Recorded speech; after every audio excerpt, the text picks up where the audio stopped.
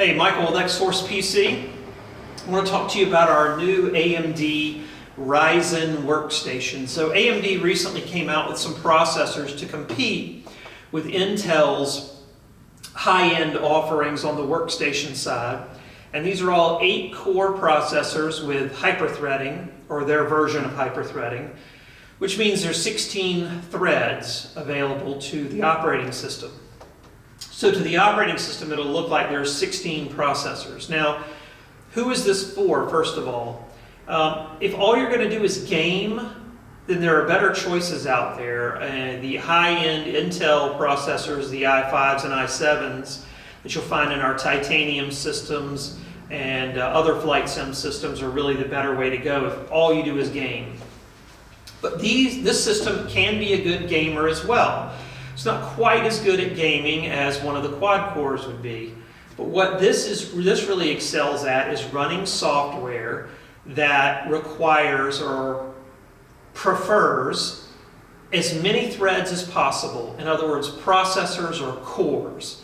The more the better type of software. Now that software includes video editing and 3D rendering software, things like Photoshop when you're doing complicated filters, anything involving a rendering process. And a lot of the new video editors, it'll actually render the video as you edit it so you can see what the video is going to look like. And so real time it's having to make these adjustments, and the faster the processor is and the more cores you have, the faster that will happen.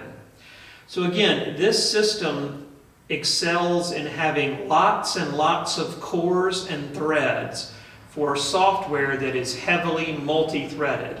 And we have some examples of that software listed on our on the product page for this system, like Adobe Photoshop, Adobe Premiere, 3D Studio Max, things like that. The whole Adobe suite, really. But if you're looking at this system, you probably know all what I'm telling you already. So this is more for the person that stumbles upon here and doesn't know. So this again is the new AMD Ryzen. It competes with the 8-core Intel offerings. The processor in here costs roughly half of what the Intel does, and yet performs pretty darn close to the same on the aforementioned software. So let's talk about it a little bit. First of all, let's look at the case. The case is facing forward and it's just a plain front here. There's no optical drive anymore. As you probably know, most software can be downloaded these days. Very, very few disks are being sent out. And another advantage of that is, the software is always as up to date as possible.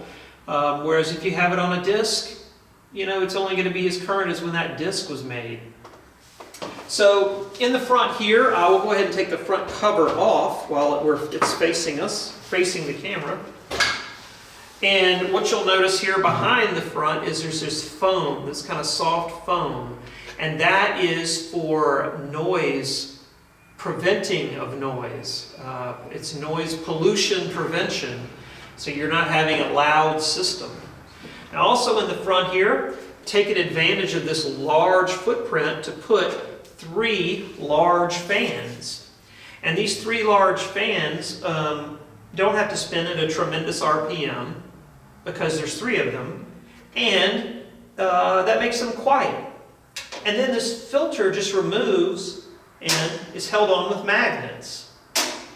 So it's very easy to clean. And it is something you'll want to do maybe every 6 months, is clean this filter off. And this prevents a lot of dust buildup inside of your system, especially if you have to leave it running quite a bit. Now moving over to the side, which I've already taken the side panel off, but there is a windowed side panel that comes with this. And you'll see the design on the inside is very, very clean. We have our 1070 graphics card here. We have our water cooler. We have 32 gigs of RAM. Our power supply is behind this. And if you need to access it, you actually take the other side of the case off. And I do know I'm cutting my head off here, but you're interested in what's in this system, I know. The 1070, a lot of the new video editing and rendering software packages can leverage the graphics card to make things go even faster.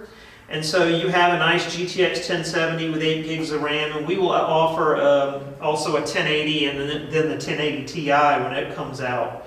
So check your software requirements and see if that's beneficial or not.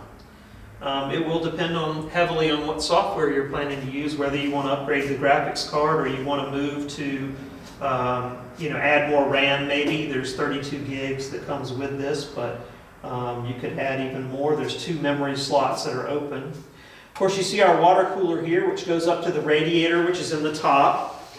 Let me see if I can take the top off here. It kind of like the front, it just sort of pops off. You just kind of pull on it. It's also got this foam lining to prevent noise from escaping.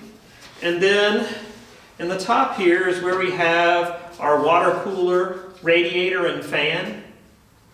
And the great thing about water cooling, I mean, it's not absolutely necessary by any stretch of the imagination, but when you use a tower cooler, that heat kind of gets swirled around inside the case. But using a water cooler, the heat travels through the pipes here up to the radiator and then straight out of the case. It never mixes with the air inside the case.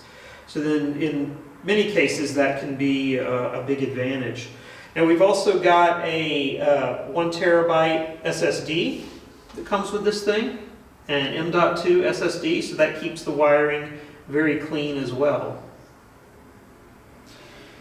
So I think that pretty much wraps it up. I mean, we have a bunch of USB ports, obviously. There's USB 3, USB 3.1, a gigabit Ethernet connection, a good sound, 8-channel sound that comes with this thing.